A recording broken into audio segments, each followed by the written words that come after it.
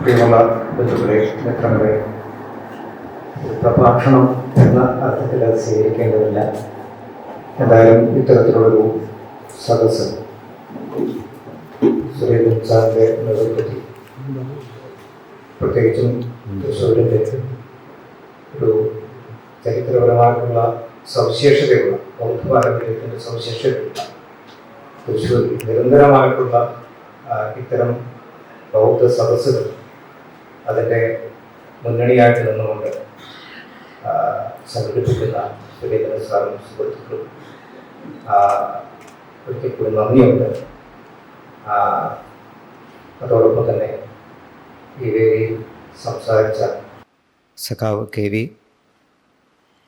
കൃഷ്ണകുമാർ, ഷാജു നെല്ലായി sir എൻ്റെ കൂടി മാഷാണ്.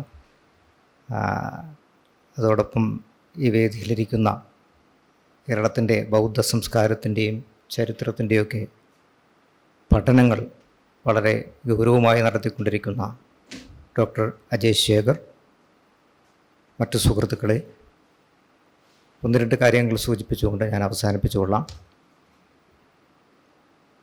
എനിക്ക് തോന്നുന്നത് ഇവിടെ രണ്ട് ചരിത്രകാരല്ല, ചിത്രകാരന്മാരാണുള്ളത്. ഒന്ന് ഷാജു സാറ്, ഞാനും ചിത്രം വരയ്ക്കും. 3 ചിത്രകാരന്മാരുണ്ട്, അജയ് ശേഖറുണ്ട്. അപ്പോൾ അതൊരു പ്രാതിനിധ്യത്തിൻ്റെ ഒരു സ്വഭാവം കൂടിയുണ്ട്. കാരണം ഈ ചിത്രകലയും ശില്പകലയൊക്കെ അവബോധിക്കപ്പെടുന്നവരുടെ കലകളായിട്ട് ആണ് ചരിത്രത്തിൽ അടയാളപ്പെടുത്തിയിട്ടുള്ളത്.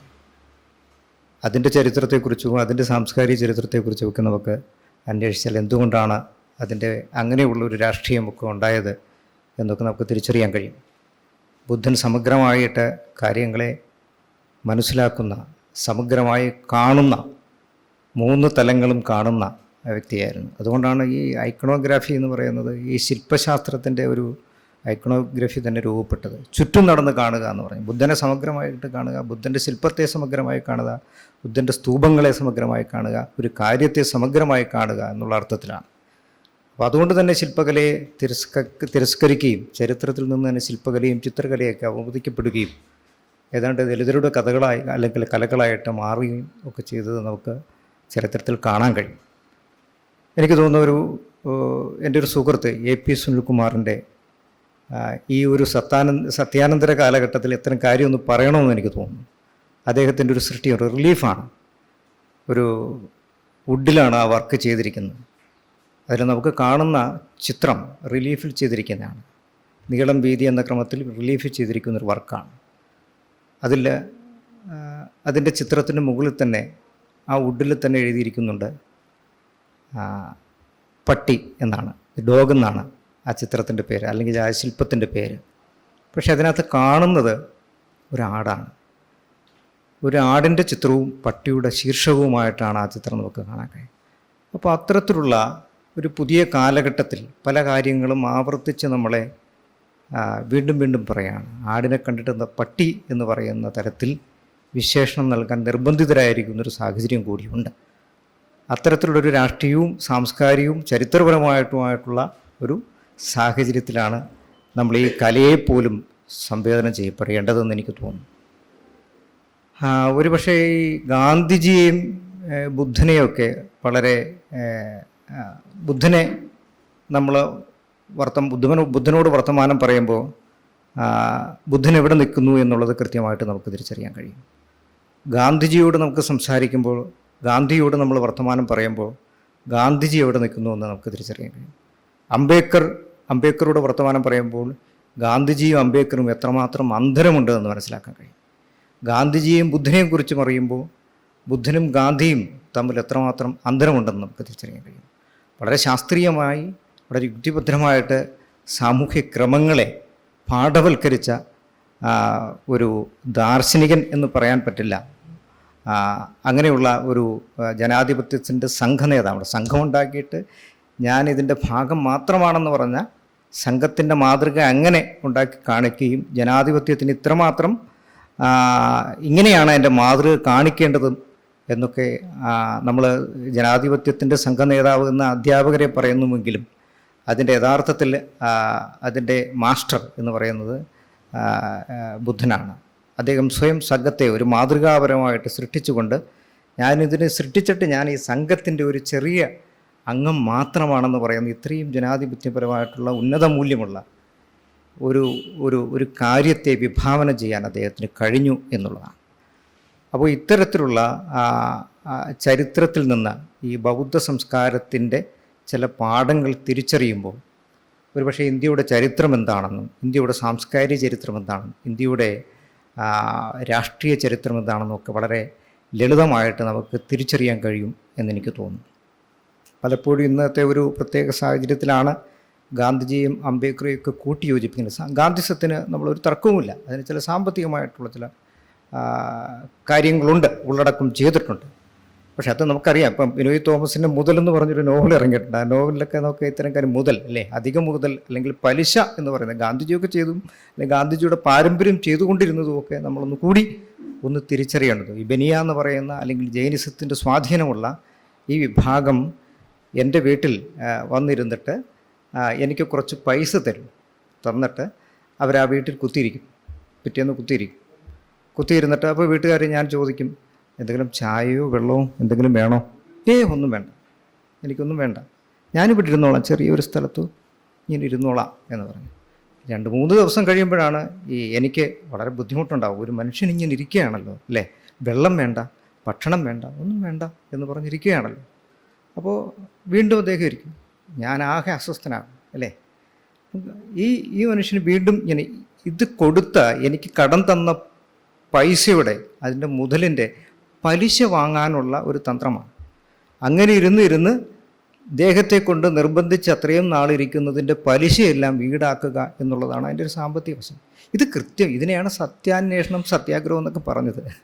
ഇപ്പോൾ ഗാന്ധിജിയെ നമ്മൾ കൃത്യമായിട്ട് തിരിച്ചറിയുമ്പോൾ ഇത്തരത്തിലുള്ള ചില കാര്യങ്ങളുണ്ട്. ഇത് ഉണ്ണാവൃതത്തിൽ മനുഷ്യനെ ബുദ്ധിമുട്ടിക്കുന്ന തരത്തിലുള്ള ഒരു പ്രത്യയശാസ്ത്രം ഒരുപക്ഷെ ലോക ചരിത്രത്തെ ആദ്യമായിട്ട് ഇൻട്രൊഡ്യൂസ് ചെയ്തത് ഗാന്ധിജി ആയിരിക്കാൻ സാധ്യതയുണ്ട്. അതിനെ പബ്ലിക്കായിട്ട് ഇൻട്രൊഡ്യൂസ് ചെയ്യാൻ കഴിഞ്ഞത് ഗാന്ധിജി ആയിരിക്കുമെന്ന്. അതുകൊണ്ടാണ് ഉണ്ണാവൃതത്തിലിരുന്ന് മനുഷ്യനെ ബുദ്ധിമുട്ടിക്കുകയും അങ്ങനെ പലിശ വാങ്ങുകയും ചെയ്യുന്ന ഒരു ബനിയ തന്ത്രമാണ് യഥാർത്ഥത്തിൽ സത്യാഗ്രഹം എന്നുള്ളത്. പിൽക്കാലത്ത് അംബേദ്കറെ പോലുള്ള ദാർശനികരൊക്കെ വളരെ കൃത്യമായിട്ട് സൂചിപ്പിക്കുകയും ചെയ്തിട്ടുണ്ട്.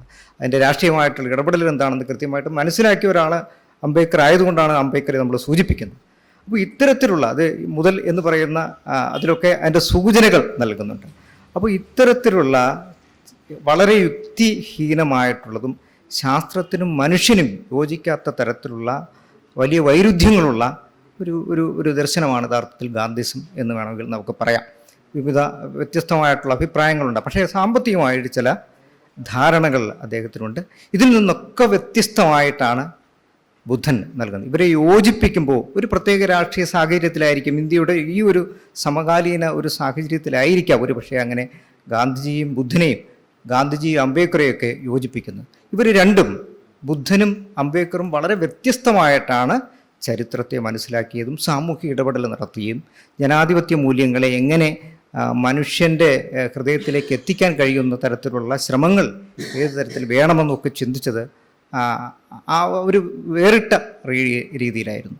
അപ്പോൾ യഥാർത്ഥത്തിൽ ഈ ബുദ്ധൻ ഈ കോസല രാജ്യത്ത് അതിനകത്ത് കേശുപുത്ത എന്ന് പറയുന്നൊരു സ്ഥലമാണ്. ഒരു പക്ഷേ അദ്ദേഹം ചരിത്രത്തിൽ ഇങ്ങനെ ഒരു സ്ഥലത്തെ ഒരു പ്രശ്നത്തെ അഭിസംബോധന ചെയ്യുകയാണ്. വലിയൊരു പ്രശ്നം, മനുഷ്യൻ നേരിടുന്ന വലിയൊരു പ്രശ്നമുണ്ട്. ആ പ്രശ്നത്തെ ബുദ്ധൻ നേരിടുന്നത് നമുക്ക് എന്താണെന്ന് ഒന്ന് അന്വേഷിക്കുന്നത് നന്നായിരിക്കുമെന്ന് എനിക്ക് തോന്നുന്നു. അതിന് ചില സുത്തങ്ങൾ, ഈ ബുദ്ധിസത്തിലെ ചില കാര്യങ്ങൾ ബുദ്ധൻ പറഞ്ഞതിന് സുത്തങ്ങളെന്നാണ് പറഞ്ഞത്. ബുദ്ധൻ പറഞ്ഞ കാര്യങ്ങളെ അപ്പടി എഴുതി വച്ചിരിക്കുന്ന ചില നിഗായങ്ങളുണ്ട്, ഈ നൈതികമായിട്ടുള്ള ചില നിയമങ്ങളുണ്ട്. അപ്പോൾ അതിൽ ഒരു സുത്തമാണ് കാലാമാസുത്തം എന്ന് പറയുന്നത്. ഈ കാലാമമാർ വലിയൊരു പ്രശ്നം നേരിടുകയാണ്. ആ പ്രശ്നത്തെ ഒരു ചരിത്ര സന്ദർഭത്തിൽ നിന്നുകൊണ്ട് ബുദ്ധൻ എങ്ങനെയാണ് അതിനെ അഭിസംബോധന ചെയ്യുന്നു എന്നുള്ളതാണ് വളരെ രസകരമായിട്ടുള്ളൊരു കാര്യമാണ്. അപ്പോൾ ഈ നമ്മുടെ ഈ ചരിത്രകാരന്മാരും ദാർശനികരും ഒക്കെ ഈ ദാരിദ്ര്യത്തെക്കുറിച്ച് വളരെ രസാവഹമായിട്ടുള്ള ചില കാര്യങ്ങൾ പറഞ്ഞിട്ടുണ്ട്. ഒന്ന്, ദാരിദ്ര്യം എന്ന് പറയുന്നത് യഥാർത്ഥത്തിലെ ഒരു ഈ ക്ഷാമത്തെയും ഭക്ഷണത്തിൻ്റെ ദൗർലഭ്യത്തെയുമാണ് ദാരിദ്ര്യം സൂചിപ്പിക്കുന്നത്. ശരിയാണ്, ഏറെക്കുറെയൊക്കെ ശരിയാണ്. അതോടൊപ്പം തന്നെ ഈ ദാരിദ്ര്യത്തിൻ്റെ കാരണങ്ങൾ, ഈ ഇതുപോലുള്ള ഈ ഭക്ഷണമില്ലാതെ ഇരിക്കുക, അങ്ങനെയൊക്കെയുള്ള പ്രശ്നമാണ്. ഒരു സാമ്പത്തികമായിട്ടുള്ള ഒരു ഒരു ഒരു രീതിശാസ്ത്രത്തിലൂടെയാണ് അതിനെ കാണാൻ ശ്രമിച്ചത്. ഈ ദാരിദ്ര്യത്തെക്കുറിച്ച് ആണ് നമ്മൾ ഉത്കണ്ഠപ്പെടേണ്ടത്, അല്ലാതെ മറ്റൊരു കാര്യമല്ല. ഒരുപക്ഷെ അങ്ങനെയായിരുന്നു നമ്മുടെ രാഷ്ട്രീയ ചിന്തകളുമൊക്കെ നമ്മളെ പഠിപ്പിച്ചിരുന്നത്. ദാരിദ്ര്യമാണ് അടിസ്ഥാന പ്രശ്നം, അതൊരു ഭക്ഷണത്തിൻ്റെ പരിഹാരത്തിലൂടെ നമുക്ക് അതിനെ നേരിടാൻ കഴിയും എന്നുള്ള ചില ദാർശനികമായിട്ടുള്ള ചിന്തകളൊക്കെ നമ്മുടെ മുന്നിൽ ഉണ്ടായിട്ടുണ്ട്. പക്ഷേ ഇവിടെയാണ് അമർത്യ സെന്നിനെ പോലെയുള്ളവർ, അംബേദ്കർ പോലെയുള്ളവരൊക്കെ അതിനെയൊന്ന് മാറ്റി തീർക്കാൻ ശ്രമിച്ചു എന്നുള്ളത്. ഇത് ദാരിദ്ര്യത്തിൻ്റെ പ്രശ്നമല്ല, ജനാധിപത്യത്തിൻ്റെ പ്രശ്നം കൂടിയുണ്ട്. ജനാധിപത്യത്തിൽ തുല്യതയാണ്, സ്ഥിതി സമത്വമാണ് അല്ലേ, അതിനകത്ത് അവസര സമത്വം കൂടിയുണ്ട്. നമുക്ക് അവസര സമത്വം കൂടി ലഭിക്കേണ്ടതാണ്, തുല്യതയെ ലഭ്യമാകേണ്ടതാണ്. ഇതൊക്കെ ഇല്ലാതാവുമ്പോൾ കൂടി ഇത്തരത്തിലുള്ള പ്രശ്നങ്ങൾ ഉണ്ടാവാൻ സാധ്യതയുണ്ട്. പ്രത്യേകിച്ച് സ്വാതന്ത്ര്യം എന്ന് പറയുന്ന കാര്യം. ഈ സ്വാതന്ത്ര്യം ജനാധിപത്യത്തിൻ്റെ കാതലായിട്ടൊരു അംശമാണ്. ഈ സ്വാതന്ത്ര്യം ഇല്ലാതെ വരുമ്പോഴാണ് ഇത്തരം പ്രശ്നങ്ങൾ കൂടി. ദാരിദ്ര്യത്തെക്കാൾ വലിയ പ്രശ്നങ്ങൾ ഉണ്ടാകുന്നതാണ്. ദാരിദ്ര്യത്തെക്കാളും ഏറ്റവും വലിയ പ്രശ്നം ഉണ്ടാകുന്നത് ചിലപ്പോൾ അസമത്വം ഉണ്ടാകുന്ന സാഹചര്യത്തിലായിരിക്കും. അപ്പോൾ ഇതിനെ കൂടി പരിഗണിക്കണം എന്നുള്ള അർത്ഥത്തിലേക്ക് പുതിയ ഒരു ചിന്ത, ജനാധിപത്യത്തിൻ്റെ പുതിയൊരു ചിന്ത ഉണ്ടാവുകയൊക്കെ ചെയ്തു. ഇതൊരു പക്ഷേ നമ്മൾ നേരത്തെ പറഞ്ഞതുപോലെ ഒരു വലിയ പ്രശ്നത്തെ ബുദ്ധൻ അഭിസംബോധന ചെയ്യുന്നത് നമുക്ക് ചരിത്രത്തിൽ കാണാൻ കഴിയും. അത് കാലാമ എന്ന് പറയുന്ന ഒരു ദേശത്തെ, കോസല ദേശത്തെ കാലാമമാരുടെ ഒരു പ്രശ്നമാണ്. ഒരിക്കലും ഇങ്ങനെ ബുദ്ധൻ കോസല ദേശത്ത് ഇങ്ങനെ ഇങ്ങനെ ജീവിതം ജനങ്ങളുടെ ഹൃദയങ്ങളിലൂടെ സഞ്ചരിച്ചു കൊണ്ടിരിക്കുന്നൊരു സന്ദർഭത്തിൽ ഈ കാലാമ ചില പ്രശ്നങ്ങളുമായിട്ട് ബുദ്ധൻ്റെ അടുത്ത് വരുന്നു. ഇവരുടെ പ്രശ്നം വേറൊന്നുമല്ല, അവർ പറഞ്ഞത് ഇതാണ്: ഞങ്ങൾക്ക് കുറച്ച് പ്രശ്നങ്ങളുണ്ട്, അത് വളരെ സ്പെസിഫിക്കായിട്ട് ഞങ്ങളത് പറയുകയും ചെയ്യുന്നു. ബുദ്ധൻ്റെ അടുത്ത് വന്നു, ബുദ്ധൻ ഇരിക്കാൻ പറഞ്ഞു, സഹോദരരെ എന്ന് സംബോധന ചെയ്തു. അപ്പം ഞങ്ങൾ സഖാവ് എന്ന് പറഞ്ഞതുപോലെ സഹോദരരെ എന്ന് സംബോധന ചെയ്തിട്ട് അവിടെ ഇരിക്കാൻ പറയുന്നു, ശാന്തമായി ഇരിക്കാൻ പറയുന്നു. അവരവിടെ ഇരിക്കുന്നു. ചില കാര്യങ്ങൾ അവർക്ക് പറയാനുണ്ടെന്ന് ബുദ്ധൻ മനസ്സിലാക്കി. ഇതൊക്കെ ഒരു ജനാധിപത്യ ക്രമത്തിൻ്റെ ഭാഗമാണ്. ഒരു സദസ്സിലേക്ക് വന്നിട്ട് അവർക്ക് ചില കാര്യങ്ങൾ, ഞങ്ങൾക്ക് കുറേ കാര്യങ്ങൾ പറയാനുണ്ട്, ഞങ്ങൾക്കും ചില കാര്യങ്ങൾ പറയാനുണ്ട് എന്ന് ഒരു പൊതുസദസ്സിൽ ബുദ്ധനോടൊപ്പം പങ്കുവെക്കുന്ന ഒരു സന്ദർഭം. അപ്പോൾ അവർ പറഞ്ഞു, ഞങ്ങൾക്ക് ചില കാര്യങ്ങളുണ്ട്. ചിലർ സ്വയം പരിചയപ്പെടുത്തി. ഞാൻ പണ്ടൊക്കെ പരിചയപ്പെടുന്നത്, ഞാൻ ഇത്ര കാളകളും ഇത്ര ഏക്കർ സ്ഥലവുമുള്ള ഇന്ന ആളുടെ മകനാണ്, എൻ്റെ പേര് ഇതാണ് എന്ന് പറയുന്നു അല്ലേ. ചിലർ എൻ്റെ അച്ഛൻ പണ്ഡിതനാണ് അല്ലേ എന്ന് പറയുന്നു. അങ്ങനെ പലരും പല രീതിയിൽ അഭിസംബോധന ചെയ്തു ബുദ്ധനെ. ചിലർ കൈയെടുത്ത് കാണിച്ചു, ചിലർ അഭിവാദ്യങ്ങൾ ചെയ്തു. ബുദ്ധൻ എല്ലാവരെയും ശാന്തമായിട്ടിരുത്തി. എന്നിട്ട് എന്താണ് നിങ്ങളുടെ പ്രശ്നം എന്ന് ചോദിക്കും. ഇത് എപ്പോഴും ബുദ്ധൻ ഒരു മുകളിൽ നിന്നിങ്ങനെ വർത്തമാനം ചില ഡിസ്കോഴ്സസിലൂടെയാണ്, അല്ലെങ്കിൽ ചില സംവാദാത്മകമായ രീതിശാസ്ത്രത്തിലൂടെയാണ് അദ്ദേഹം ജനങ്ങളെ കാര്യങ്ങൾ, അത്തരത്തിലുള്ള പാഠങ്ങൾ നൽകിയതെന്നുള്ളതാണ്. അപ്പോൾ അതൊക്കെ വളരെ ജനാധിപത്യത്തിൻ്റെ ചില ഉന്നതമായിട്ടുള്ള മാതൃകകളായിട്ട് നമുക്ക് കാണേണ്ടത്. അദ്ദേഹം പറഞ്ഞു, എന്താണ് പ്രശ്നം, നിങ്ങൾ സംസാരിക്കുമോ, നമുക്ക് സംസാരിക്കാം, നിങ്ങൾക്കൊത്തിരി കാര്യങ്ങൾ പറയാനുണ്ടല്ലോ, നിങ്ങൾ പറയൂ എന്ന് പറയുന്നു. ഇത് അങ്കുത്തര നികായത്തിലെ മഹാഭഗ്ഗ സൂത്രത്തിൽപ്പെടുന്ന, സൂത്രം എന്ന് പറഞ്ഞാൽ വേറൊന്നുമില്ല, ബുദ്ധൻ പറഞ്ഞ കാര്യങ്ങൾ ഇപ്പോൾ എഴുതി വച്ചിരിക്കുന്നു എന്ന് മാത്രമേ ഉള്ളൂ. അതിനെ പുനഃപരിശോധിക്കണമെന്ന് കൂടി ബുദ്ധൻ പറയുന്നൊരു സൂത്രമാണിത്. ഏത് സൂത്രങ്ങൾ ഞാൻ പറഞ്ഞതുകൊണ്ട് ഇത് ശരിയാകണമെന്നില്ല അല്ലേ. ഇതിനെ നിങ്ങൾ ഉലയിൽ കൊല്ലനിരുന്ന് ഊതിക്കാച്ചി എടുക്കുന്ന പോലെ അടിച്ചൊതുക്കി എൻ്റെ സ്വർണമായിട്ട് മാറ്റുന്നത് പോലെ തന്നെ ഇതിനെ നിരീക്ഷിക്കുക, ഇതിനെ അങ്ങനെ കണ്ടെത്തണം എന്ന്, അതിൽ ആ തരത്തിലുള്ള ഒരു നിരീക്ഷണം നിങ്ങൾക്കുണ്ടാകണം എന്ന് പറയുന്ന തരത്തിലേക്കുള്ള ഒരു സൂത്രമാണ്. അപ്പോൾ ബുദ്ധൻ എല്ലാവരെയും അഭിവാദ്യം അർപ്പിച്ചു അവിടെ ഇരുന്നു. അവരുടെ പേരും കുലവും ഒക്കെ അവരിങ്ങനെ പറഞ്ഞു. അവരുടെ പാരമ്പര്യം ചിലർ വിളിച്ചു പറഞ്ഞു. എന്നിട്ട് അവർ ബുദ്ധനോട് പറഞ്ഞു, ഞങ്ങളുടെ നാട്ടിൽ ചില ബ്രാഹ്മണരും സന്യാസിമാരും ഒക്കെ എത്താറുണ്ട്. അവരുടെ പഠിപ്പിക്കലുകൾ ഞങ്ങൾക്ക് ഒട്ടും തൃപ്തി അടയുന്നില്ല. അതിൻ്റെ കാരണം മറ്റൊന്നുമല്ല, അവരുടെ കാര്യം മാത്രമാണ് ശരിയെന്ന് വാദിക്കുന്നു. മറ്റുള്ളവരെ അങ്ങേപോലെ കേട്ടിരിക്കുവാനുള്ള സന്മനസ് അവർ കാണിക്കുന്നില്ല. അവർ പറയുന്നത് മാത്രമാണ് ശരി. അത്തരത്തിലുള്ള ചില ഉപദേശങ്ങളാണ് ഞങ്ങൾക്ക് തന്നുകൊണ്ടിരിക്കുന്നത്. അവർ സ്വയം അവർ പറയുന്നത് മാത്രമാണ് ശരി, ഞങ്ങളെ കേൾക്കാൻ തയ്യാറാവാത്ത ഒരു സാഹചര്യം കൂടിയുണ്ട് എന്ന് പറയുന്നു. അപ്പോൾ ഇരിക്കൂ, നിങ്ങൾ ശാന്തമായി നിങ്ങളുടെ കാര്യങ്ങൾ ഇനിയും നിങ്ങൾക്ക് പറയാനുണ്ടല്ലോ എന്ന് ബുദ്ധൻ പറയുന്നു. അപ്പോൾ എല്ലാ മനുഷ്യർക്കും എന്തെങ്കിലുമൊക്കെ പറയാനുണ്ടാവും അല്ലേ? അതാണല്ലോ ജനാധിപത്യത്തിൻ്റെ. ഓരോ മനുഷ്യനും ഓരോ കാര്യങ്ങൾ പറയാനുണ്ട്. ഓരോ വിഭാഗത്തിലെ മനുഷ്യനും അവരുടെ പ്രാതിനിധ്യം അനുസരിച്ച് ഓരോ കാര്യങ്ങളും പങ്കുവയ്ക്കാനുള്ള സദസ്സുകളാണ് യഥാർത്ഥത്തിൽ ജനാധിപത്യത്തിൻ്റെ മാതൃകാ സദസ്സുകളെന്ന് പറയുന്നത്. അപ്പോൾ ബുദ്ധൻ അതിനെ കൃത്യമായിട്ട് മനസ്സിലാക്കിക്കൊണ്ട് അവരെ പറയിക്കുകയും ഈ പ്രശ്നത്തിന് ഒരു പരിഹാരം എന്ന നിലയിൽ അവർ ഡിസ്കോഴ്സ് ചെയ്യുകയും, ഒരുപക്ഷേ ഒരു റാഡിക്കൽ ഡിസ്കോഴ്സ് എന്ന് വേണമെങ്കിൽ പറയാം, ഒരു സമൂലമായ പരിവർത്തനത്തിൻ്റെ ഒരു ചരിത്രപരമായിട്ടുള്ള അഭിസംബോധനയാണ് ബുദ്ധൻ ഏറ്റെടുക്കുന്നത്. അവരുടെ പ്രശ്നം മറ്റൊന്നുമല്ലായിരുന്നു. ഇത് ഒന്നാമത്തെ പ്രശ്നം. ഞങ്ങളെ പഠിപ്പിച്ചു കൊണ്ടിരിക്കുന്നതിൽ അവർ സ്വയം പറയുന്നത് മാത്രം ഞങ്ങൾ ചെവിക്കൊള്ളണമെന്ന് പറയുക, അതോടൊപ്പം തന്നെ മറ്റുള്ളവരെ അംഗീകരിക്കുക, ഇതൊക്കെയാണ് ബ്രാഹ്മണരും സന്യാസിമാരും ഒക്കെ ഞങ്ങളെ പഠിപ്പിച്ചു കൊണ്ടിരിക്കുന്നത്. അതുകൊണ്ട് ഇതിലൊന്നും ഞങ്ങൾക്ക് തൃപ്തിയില്ല. ഒരു സമൂഹം ചരിത്രത്തിൽ ആദ്യമായിട്ട് പറയുകയാണ്, ഞങ്ങളുടെ ജീവിതം അനിശ്ചിതത്വത്തിലാണ്. ദാരിദ്ര്യത്തിൻ്റെ പ്രശ്നം കൊണ്ടല്ല, അരി അല്ലെങ്കിൽ ഭക്ഷണം കഴിക്കാൻ മറ്റു വിഭവങ്ങളില്ലാത്തത് കൊണ്ടല്ല ബുദ്ധനെ സമീപിച്ചത്. ഈ സമീപനം എന്ന് പറയുന്നത് അവരുടെ ആശയ പ്രശ്നത്തിൻ്റെ ഒരു പ്രധാന കാര്യം ഉന്നയിച്ചു കൊണ്ടാണ് അവർ ബുദ്ധൻ്റെ അടുത്തേക്ക് വരുന്നത്. ഞങ്ങൾക്ക് ഭക്ഷണത്തിൻ്റെ പ്രശ്നമല്ല, ഞങ്ങൾക്ക് ദാരിദ്ര്യത്തിൻ്റെ പ്രശ്നമല്ല, ഞങ്ങളൊരു ആശയ പ്രശ്നം നേരിടുകയാണ്. വളരെ ഗുരുതരമായിട്ടുള്ള ഒരു ആശയ പ്രശ്നം ഞങ്ങൾ നേരിടുകയാണ്.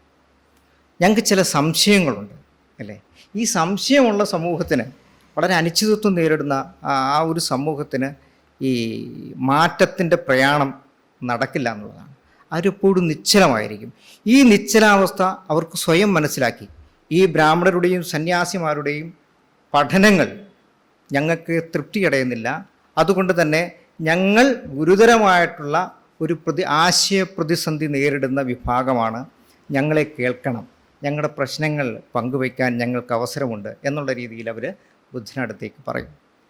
അവർ ഓരോ കാര്യങ്ങളും, ഞങ്ങൾ ഗുരുതരമായിട്ടുള്ള ഒരു ആശയ പ്രതിസന്ധിയാണ്, ഇതിനെ ഞങ്ങൾക്ക് എങ്ങനെ മറികടക്കാൻ കഴിയും? ഇവിടെ അദ്ദേഹം പറയുന്ന ഒന്ന് രണ്ട് കാര്യങ്ങളാണ്, ബുദ്ധൻ പറഞ്ഞു കൊടുക്കുന്ന ഒന്ന് രണ്ട് കാര്യങ്ങൾ. ഒന്ന്, സത്യത്തെ തിരിച്ചറിയുക. ഇപ്പോൾ ഗാന്ധിജി സത്യത്തെ നമ്മൾ കണ്ടതുപോലെയല്ല ബുദ്ധൻ സത്യത്തെ കാണുന്നത്. അതുകൊണ്ടാണ് നമുക്ക് ഗാന്ധിയോട് വർത്തമാനം പറയുമ്പോഴും ബുദ്ധനോട് വർത്തമാനം പറയുമ്പോഴും ഇത് വളരെ വളരെ ദൂരത്തിലാണ് എന്ന് നമ്മൾ തിരിച്ചറിയുന്നു. ബുദ്ധൻ പറയുന്നു, നിങ്ങളുടെ ഗുരുതരമായിട്ടുള്ള പ്രശ്നമാണ്, നിങ്ങളെ ഞാൻ കേൾക്കുന്നു, നമ്മൾ കേൾക്കുന്നു, ഒരുമിച്ചത് കാര്യങ്ങൾ മനസ്സിലാക്കുന്നു. ഈ പ്രശ്നം, അതുകൊണ്ടാണ് നമ്മൾ നേരത്തെ പറഞ്ഞത്, ഇത് ഒരു പട്ടിണിയുടെ പ്രശ്നമല്ല.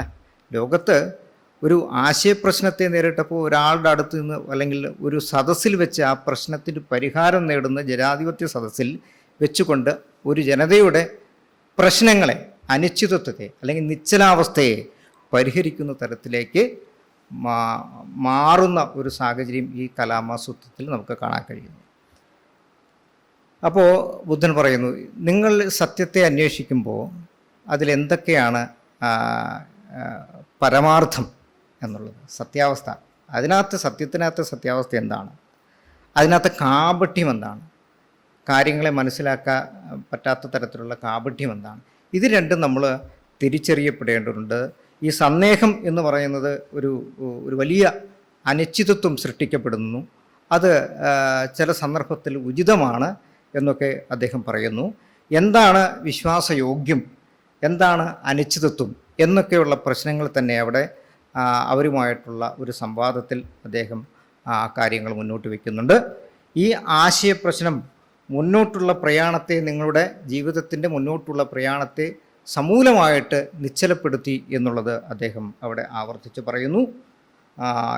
ഇത്തരത്തിലുള്ള കാര്യങ്ങൾ ചർച്ച ചെയ്യുന്നതോടൊപ്പം തന്നെ ബുദ്ധൻ പറയുന്ന പ്രധാനപ്പെട്ട, ലോകത്ത് തന്നെ ഒരുപക്ഷെ ഈ ബുദ്ധിസ്റ്റുകൾക്കും മറ്റു സ്വതന്ത്ര ചിന്തകൾക്കുമൊക്കെ ഏറ്റവും കൂടുതൽ പ്രചോദനം നൽകിയ ഒരു സൂത്രമായിരിക്കാം ഒരുപക്ഷെ കലാമസൂത്ര എന്ന് പറയുന്നത്. അത്തരം പ്രചോദനം നൽകിയ ഈ കലാമസൂത്രത്തിൻ്റെ പൊരുൾ അദ്ദേഹം പറയുകയാണ്. ഒരുപക്ഷെ ഇത് ബുദ്ധൻ ആ സന്ദർഭത്തിലുണ്ടാക്കിയ ഒരു കാര്യമൊന്നുമല്ല. വർഷങ്ങളായിട്ട് നിരന്തരമായിട്ടുള്ളൊരു സവരിയിലൂടെ ആർജിച്ചെടുക്കുകയും പല ജനങ്ങളുടെ മുന്നിലേക്ക് അവതരിപ്പിക്കപ്പെടുകയും അതിൻ്റെ പരീക്ഷണ നിരീക്ഷണങ്ങളിലൂടെ തന്നെ അതിനെ ശരിതെറ്റുകൾ തിരിച്ചറിയുകയും ചെയ്ത് അങ്ങനൊരു സന്ദർഭത്തിലാണ് കലാമമാരോട് അദ്ദേഹം ഈ കാര്യങ്ങൾ പറയുന്നത്. അതിലാദ്യം പറയുന്നത്, നിങ്ങൾ പാരമ്പര്യത്തിൽ ഒന്നും വിശ്വസിക്കരുത്, പാരമ്പര്യത്തിലൊന്നും വിശ്വസിക്കരുത്. ഇവർ തന്നെ ആദ്യം പറഞ്ഞു, എനിക്ക് എൻ്റെ അച്ഛന് ഇത്ര കാളകളുണ്ടായിരുന്നു, ഇത്ര കലപ്പയുണ്ട്, ഇതൊക്കെ പറഞ്ഞിട്ട് സ്വയം അവർ പറയുന്നുണ്ട്. ഞാൻ അധ്യാപകനാകുന്നത് എൻ്റെ അച്ഛനോ മുത്തച്ഛനോ അധ്യാപകനായതുകൊണ്ടല്ല, എനിക്ക് ഒരു നിയമവ്യവസ്ഥ അധ്യാപകനാകാൻ നൽകുന്ന ഒരു നിയമത്തിൻ്റെ പരിരക്ഷയിൽ എൻ്റെ ഡ്യൂട്ടി ഏറ്റെടുക്കുന്ന സന്ദർഭത്തിലാണ് ഞാൻ അധ്യാപകനാകുന്നത്, അല്ലേ? ആ സന്ദർഭത്തിലാണ് ഞാനത്, ഏത് തൊഴിലായാലും ഞാൻ. അപ്പോൾ അങ്ങനെയുള്ള ഒരു നിയമത്തിൻ്റെ പരിരക്ഷയിൽ സമൂഹം നമ്മളെ ഏൽപ്പിച്ചിരിക്കുന്ന ചില ദൗത്യമുണ്ട്. ആ ദൗത്യം ഏറ്റെടുക്കുമ്പോഴാണ് നമ്മൾ ഓരോ തൊഴിലിൻ്റെയും ഭാഗമായിട്ട് മാറുന്നത്. അപ്പം പാരമ്പര്യത്തിൽ നിങ്ങൾ വിശ്വസിക്കരുത് എന്നാണ് പറഞ്ഞത്. അപ്പം പാരമ്പര്യത്തെ ശരിക്കും അങ്ങ് അറുത്തു മാറ്റുകയാണ് ബുദ്ധൻ. പിന്നെ മറ്റൊന്ന്, ചില കിംവദന്തികളുണ്ട്. പല കാര്യങ്ങളും പല രീതിയിൽ ഇന്നവിടെ ഇന്നതുപോലെ നടന്നു എന്നൊക്കെ പറയുന്ന ചില കിംവദന്തികളുണ്ട്. ആ കിംവദന്തികളിൽ നിന്ന് നിങ്ങൾ മാറി നിൽക്കണം എന്ന് പറയുന്നു. ഊഹാഭോഗങ്ങളുണ്ട്, ഊഹാഭോഗങ്ങൾ. ഈ ഊഹാഭോഗങ്ങളിൽ നിന്ന് നമ്മൾ മാറി നിൽക്കണം. എൻ്റേത് മാത്രം ശരി, ബ്രാഹ്മണരും സന്യാസിമാരും പറഞ്ഞ ഞങ്ങളുടെ ദർശനമാണ് ശരി, ഇത് നിങ്ങൾ ഫോളോ ചെയ്യൂ എന്ന് പറയുന്ന, എൻ്റേത് മാത്രമാണ് ശരി എന്ന് പറയുന്ന ആ കാര്യത്തിൽ നിന്ന് നിങ്ങൾ വിടുതൽ പ്രാപിക്കണം. കപട നൈപുണ്യം, ഇദ്ദേഹത്തിന് അപാരമായ കഴിവാണ്, ആ കഴിവിൽ നിങ്ങൾ വിശ്വസിക്കണം എന്ന് പറയുന്ന ചില, ഇന്ന ദൈവത്തിന് അമിതമായിട്ടുള്ള കഴിവുണ്ട്, ശത്രുക്കളെ നിഗ്രഹിക്കാനുള്ള കഴിവുണ്ട്. അപ്പോൾ ഇതുപോലെയുള്ള കാര്യങ്ങൾ, അതിൽ നിന്നും ഈ കപട നൈപുണ്യത്തിൽ നിന്ന് നിങ്ങൾ മാറണം എന്ന് പറയുന്നു. ഒരാളുടെ യോഗ്യത, എൻ്റെ ജാതി അല്ലെങ്കിൽ എൻ്റെ പദവി എന്നതുകൊണ്ടൊക്കെ അതിൽ നിങ്ങൾ വിശ്വസിക്കണം എന്ന് പറയുന്നു. അതിൽ നിന്നൊക്കെ നിങ്ങൾ മാറേണ്ടതുണ്ട്. ഇനി സന്യാസിമാർ, ഭിക്ഷുക്കളൊക്കെ ഉണ്ടാവാം. ഈ ഭിക്ഷുക്കൾ പറഞ്ഞതുകൊണ്ട് അല്ലെങ്കിൽ സന്യാസിമാർ പറഞ്ഞതുകൊണ്ട് അതെല്ലാം അതേപോലെ സ്വീകരിക്കണമെന്നില്ല. വേദങ്ങളുണ്ട്, വേദങ്ങളിൽ പറയുന്നതെല്ലാം ശരിയാണ്, അതൊന്നും നിങ്ങൾ വിശ്വസിക്കരുത് എന്ന് പറഞ്ഞാൽ, ഇത്രയും കാര്യങ്ങൾ ബുദ്ധൻ അവരോട് പറയുമ്പോൾ ഇത് യഥാർത്ഥത്തിൽ ജനാധിപത്യ വിരുദ്ധമായ സങ്കല്പങ്ങളാണ്. ഈ പഠിപ്പിക്കൽ, ഈ ബ്രാഹ്മണർ പഠിപ്പിച്ചതും ഈ സന്യാസിമാർ പഠിപ്പിച്ചതും ഒക്കെ ജനാധിപത്യ വിരുദ്ധമായിട്ട് സങ്കല്പങ്ങളാണ്. ഇതിൽ നിന്നൊക്കെ വിടുതൽ പ്രാപിച്ച് നിങ്ങളൊരു സ്വതന്ത്ര സമൂഹമായിട്ട് നിങ്ങൾ സത്യത്തെ അന്വേഷിക്കണം എന്ന് പറയും. സത്യത്തെ പോലും അന്വേഷിക്കുമ്പോൾ അതിനെ കൊല്ലൻ ഉലയിൽ എങ്ങനെ വെച്ചാണോ ഇതിനെ പഴിപ്പിച്ചെടുക്കുന്നത്, അതുപോലെ തന്നെ സത്യത്തെ അന്വേഷിക്കണമെന്നാണ് പിന്നെ ബുദ്ധൻ അവരോട് പറയുന്നത്. എന്നിട്ട് അദ്ദേഹം പറയുന്നു, ഈ ആർത്തി എന്ന് പറയുന്നതുണ്ട് അല്ലേ, ആർത്തി ഇപ്പോൾ ബുദ്ധിസത്തിലെ വളരെ പ്രധാന തൃഷ്ണ എന്നൊക്കെ പറയുന്നുണ്ടല്ലേ. തൃഷ്ണ എന്ന് പറയുന്ന അത്യാർത്തിയാണ്. അത്യാർത്തിയിൽ നിന്നുള്ള വിടുതൽ നിങ്ങൾക്ക് മാറ്റാൻ കഴിയുവാണെങ്കിൽ പിന്നെ നമുക്ക് കുറച്ചുകൂടി റിലീഫ് ഉണ്ടാക്കാൻ കഴിയും. അതിനെ ഈ ആർത്തിയും ആസക്തിയും തൃഷ്ണയും ഒക്കെ നമ്മൾ ഈ പോവർട്ടിയുടെയും സാമ്പത്തികമായ ദുരിതത്തിൻ്റെയും പ്രശ്നത്തിൻ്റെയൊക്കെ ഭാഗമായിട്ട് ആധുനികമായിട്ട് ചില കാഴ്ചപ്പാടുകൾ അവതരിപ്പിച്ചവരുണ്ടായിട്ടുണ്ട്. അതുപോലെ തന്നെ ഈ ആർത്തി കാരണമാണ് ഒരുപക്ഷെ ഈ മോഷണമൊക്കെ ഉണ്ടാകുന്നത് അല്ലേ. അത്തരത്തിലുള്ള മോഷണമൊക്കെ ബുദ്ധൻ അന്ന് പറഞ്ഞ കാര്യങ്ങളാണ്. മോഷണം ഉണ്ടാകുക, ദുർവൃത്തി, പൊളിവചനം, നമ്മൾ ചെയ്യാൻ പറ്റാത്ത ചില കാര്യങ്ങൾ ചെയ്യുക, ഇതൊക്കെ നമ്മുടെ ആർത്തിയാണ് അല്ലേ. സാമ്പത്തികമായിട്ടുള്ള അല്ലെങ്കിൽ മറ്റേതെങ്കിലും തരത്തിലുള്ള ആർത്തി കാരണമാണ് ചില തെറ്റായ അല്ലെങ്കിൽ നിയമപരമായിട്ട് നടക്കാത്ത ചില കാര്യങ്ങൾ നമ്മൾ നിർബന്ധിതമായി ചെയ്യാൻ സാഹചര്യമൊരുക്കുന്നത് ഒരുപക്ഷെ ഇത്തരത്തിലുള്ള കാര്യം, ആസക്തി എന്ന് പറയുന്ന കാര്യങ്ങൾ. അതോടൊപ്പം തന്നെ ഈ കാര്യങ്ങൾ കൊണ്ട് തന്നെ അതുമായിട്ട് ബന്ധപ്പെട്ടാണ് അദ്ദേഹം പോകുന്നത്. ഈ വെറുപ്പുകൾ ഉണ്ടാവാനുള്ള സാധ്യത ഉണ്ട്.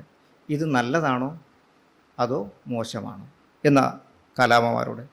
അപ്പോൾ അവർ പറയുന്നു ഇതാണ്, ഇത് യഥാർത്ഥത്തിൽ കാലാമമാരെന്ന് പറയുന്ന അവിടുത്തെ മനുഷ്യരുമായിട്ട് നേരിട്ടുള്ളൊരു സംവാദത്തിലൂടെയാണ് ഈ കാര്യങ്ങൾ നടത്തുന്നത് അല്ലേ. ബുദ്ധൻ തന്നെ സ്വയം അങ്ങോട്ട് പറയുകയാണ്, ഇത് നല്ലതാണോ ഇത് ചീത്തയാണോ എന്നൊക്കെ അവിടെ തന്നെ വെച്ച് അദ്ദേഹം ഇതിനെ കമ്പാരിസൺ നടത്തിക്കൊണ്ടാണ് ഇത് ചെയ്യുന്നത്.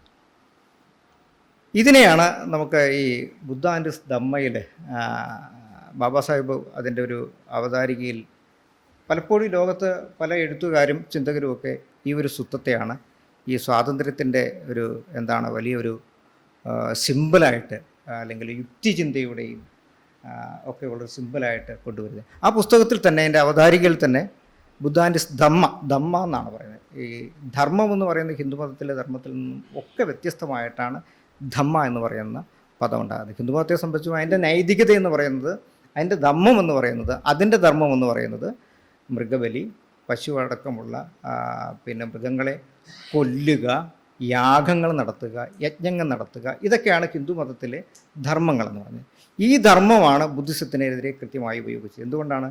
ഈ മൗര്യ രാജാക്കന്മാരൊക്കെ വളരെ ഒരു കാർഷിക സമൂഹത്തെ സപ്പോർട്ട് ചെയ്തവരാണ്.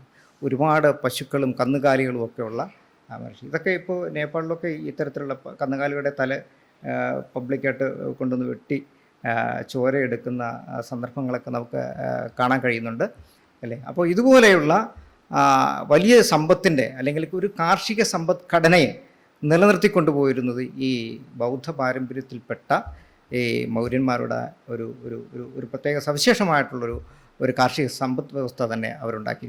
ഈ സമ്പദ് വ്യവസ്ഥയെ കൃത്യമായി തകർക്കുന്നതിന് വേണ്ടിയാണ് ഈ യാഗങ്ങളും യജ്ഞങ്ങളും പശുക്കളെയും കന്നുകാലികളെയും, പശുക്കൾ ഉൾപ്പെടെയുള്ള കന്നുകാലികളെ, ഈ നാൽക്കാലികളെയെല്ലാം കൊന്നുകൂട്ടുക എന്ന് പറയുന്ന തന്ത്രം, യാഗത്തിലൂടെ കൊന്നുക അല്ലേ.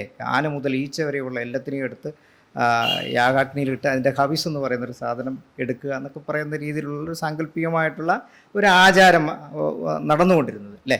അപ്പോൾ ഇതൊക്കെ ഒരു പക്ഷേ ഈ ബുദ്ധിസത്തിൻ്റെ സാമ്പത്തികമായ ഭദ്രതയെ അല്ലെങ്കിൽ അങ്ങനെ ഒരു കാർഷിക സംസ്കാരത്തെ തന്നെ കൗണ്ടർ ചെയ്യാൻ വളരെ കൃത്യമായിട്ട് ബ്രാഹ്മണർ അത് ഉപയോഗിച്ചു എന്ന് വേണം നാം കാണാൻ. അപ്പോൾ ഇതിനെയാണ് നമ്മൾ യഥാർത്ഥത്തിൽ ഈ ഹിന്ദുമതത്തിലെ ധാർമ്മികത എന്ന് പറയുന്നത്. എന്നാൽ ബുദ്ധമതത്തിലെ ധാർമ്മികത അല്ലെങ്കിൽ ബുദ്ധിസത്തിലെ ധാർമ്മികത എന്ന് പറയുന്നത് അത് മറ്റൊന്നാണ്. അതിൽ ഒരു നൈതികതയാണ്, ജൈവികതയല്ല, നൈതികതയാണ്. അവിടെ ദൈവത്തിനോ മറ്റൊന്നും സ്ഥാനമില്ല. ഒരു നിയമപരമായിട്ടുള്ള, ഒരു നൈതികമായിട്ടുള്ള, ഒരു മോറലായിട്ടുള്ള ഒരു കാര്യത്തിനാണ് അവിടെ പ്രാധാന്യം നൽകുന്നത്. അപ്പോൾ അത്തരത്തിൽ ഇതിനെ വളരെ കൃത്യമായി വിവേചിച്ച് അറിയുന്ന തരത്തിലാണ് അദ്ദേഹം ഈ ബാബാ സാഹിബ് ഇത്തരത്തിലുള്ളൊരു പഠനത്തിലെ അദ്ദേഹത്തിൻ്റെ അവതാരികയുടെ അവസാന ഭാഗത്തിൽ ഈ ഒരു കാലാമ സൂത്തം എന്ന് പറയുന്ന ഒരു കാര്യം അവതരിപ്പിക്കുന്നത്. അപ്പോൾ ഇതിനകത്ത് ആ സൂത്രത്തിൽ ഇങ്ങനെയാണത് യഥാർത്ഥത്തിൽ ഈ ആധുനികമായിട്ടുള്ള അതിൻ്റെ ഒരു പരിപ്രേക്ഷ്യം ഇങ്ങനെയാണ്: ആരുടെയെങ്കിലും സിദ്ധാന്തങ്ങളെ ആധികാരികമെന്നും അതിൻ്റെ ഉള്ളടക്കമെന്നൊന്നും പരിശോധിക്കുക. ഏതിപ്പോൾ ടി വിയിൽ പറഞ്ഞതുകൊണ്ട് ഇതെല്ലാം ശരിയാണ്. പണ്ട് ദൂരദർശൻ മാത്രമേ ദൂരദർശൻ പറഞ്ഞിരുന്നു, വാർത്ത ഇതായിരുന്നു, അതുകൊണ്ട് ശരിയായിരുന്നു. നമുക്ക് കേൾക്കാനും കാണാനും ഒക്കെ കഴിയുന്ന ഒരു കാലഘട്ടത്തിൽ അങ്ങനെയായിരുന്നു. ദൂരദർശനിൽ പറഞ്ഞിരുന്നു അല്ലെങ്കിൽ ടി വിയിൽ പറഞ്ഞിരുന്നു എന്നൊക്കെ പറഞ്ഞുകൊണ്ടാണ് നമ്മൾ അന്ന് വിശ്വസിച്ചത്. പുറം മൂടി കൊണ്ട് ഭ്രമിക്കരുത് എന്നാണ്. ഇതൊക്കെ കൊണ്ടാണ് ഞാനതങ്ങ് ഇഷ്ടപ്പെട്ടു എന്നൊക്കെ പറയുന്നത് അത്തരത്തിലാണ്. വിശ്വാസങ്ങളും കഷ്ടപ്പാടുകളും ഒക്കെ ഉണ്ട്. ചില കഷ്ടപ്പാടുകൾ കണ്ടിട്ട് അതിനെ അങ്ങനെ ഇത് വളരെ വളരെ ദയനീയമായിട്ടുള്ള കാഴ്ചകളാണ് എന്നൊക്കെ പറഞ്ഞുകൊണ്ട് നമ്മൾ വിശ്വസിക്കാൻ സാധ്യതയുണ്ട്. ഗ്രന്ഥങ്ങളിലുണ്ട് എന്ന് പറഞ്ഞ് അപ്പോൾ ഇതിപ്പോൾ ഗ്രന്ഥത്തിലുണ്ട്, മഹാഭാരതത്തിലുണ്ട്, അല്ലെങ്കിൽ അതിൽ രാമായണത്തിലുണ്ട് എന്നൊക്കെ നമ്മൾ പറയാറുണ്ട്. ഈ ഗ്രന്ഥത്തിലുണ്ട്, ഈ ഗ്രന്ഥത്തിൽ ഉള്ളത് കൊണ്ട് നമ്മൾ വിശ്വസിക്കണം എന്ന് പറയുന്നു അല്ലേ. അങ്ങനെയുള്ള മഹത്തായിട്ടുള്ള വചനങ്ങൾ ഉള്ളതുകൊണ്ട് ഇത് അംഗീകരിക്കപ്പെടണം എന്നൊക്കെ പറയുന്ന ഈ കാര്യങ്ങളെയൊക്കെ ബുദ്ധൻ പറയുന്നത് നിങ്ങൾ പുനഃപരിശോധിക്കണം എന്നാണ്. പരിശോധിച്ചതിന് ശേഷം മാത്രമേ ഇത് സ്വീകരിക്കാവൂ എന്നാണ്. ഇപ്പോൾ ചുരുക്കി പറഞ്ഞാൽ ഇത് ഒരു ജനത ഒരു സമൂഹത്തിൽ നേരിടുന്ന ഒരു ആശയ പ്രശ്നത്തെ, അവരുടെ ദാരിദ്ര്യത്തിൻ്റെ പ്രശ്നത്തിൻ്റെ അല്ല, അവരുടെ ഭക്ഷണം കഴിക്കാനുള്ള പ്രശ്നത്തെ അല്ല. അത് തന്നെയാണ് ഒരു പക്ഷേ അതിൽ ലോക ചരിത്രത്തിൽ അങ്ങനെ ഒരു മാസ്റ്റർ ഇത്തരൊരു ചരിത്ര സന്ദർഭത്തിൽ അഡ്രസ്സ് ചെയ്യുന്നത് ഒരു പക്ഷേ ആദ്യമായിരിക്കുമെന്ന് എനിക്ക് തോന്നുന്നു. അങ്ങനെ കാലാമന്മാരുടെ പ്രശ്നത്തെ അഡ്രസ്സ് ചെയ്യുകയും അതിനൊരു പ്രശ്ന പരിഹാരം നൽകുകയും ചെയ്യുന്നു എന്നുള്ളതാണ്. അതുകൊണ്ടാണ് ഈ പ്രശ്നങ്ങളൊക്കെ പരിഹരിക്കുമ്പോഴും അത് പൂർണ്ണതയിലെത്തുമ്പോഴാണ് ചില ദർശനങ്ങൾ അതിൻ്റെ പൂർണ്ണാർത്ഥത്തിലിസം എന്നൊക്കെ നമ്മൾ പറയുന്ന തരത്തിലേക്ക് മാറുന്നത്.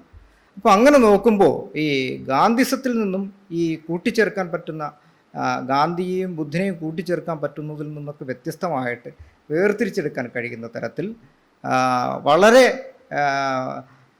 പിന്നെ ആ, മാനുഷികമായിട്ടുള്ള ആ, സമത്വത്തിൽ അധിഷ്ഠിതമായിട്ടുള്ള ജനാധിപത്യ മൂല്യങ്ങളിൽ അധിഷ്ഠിതമായിട്ടുള്ള ഒരു ദർശനമായിട്ടാണ് നമുക്ക് ബുദ്ധിസത്തെ സ്വീകരിക്കുക. അത് ആധുനിക ലോകം അങ്ങനെ സ്വീകരിക്കപ്പെടുന്നത്.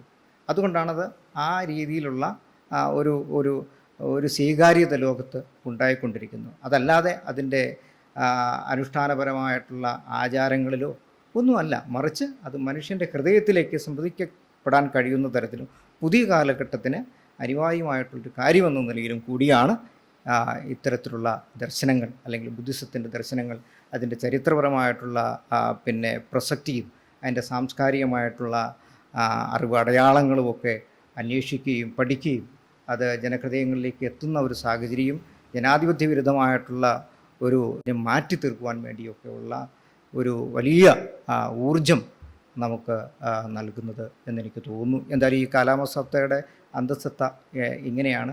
ഒരു ജനത അനുഭവിച്ച പ്രശ്നത്തെ വളരെ കൃത്യമായിട്ട് അഭിസംബോധന ചെയ്യാൻ കഴിഞ്ഞു എന്നുള്ളതാണ് ഈ കാലാമസൂത്ത.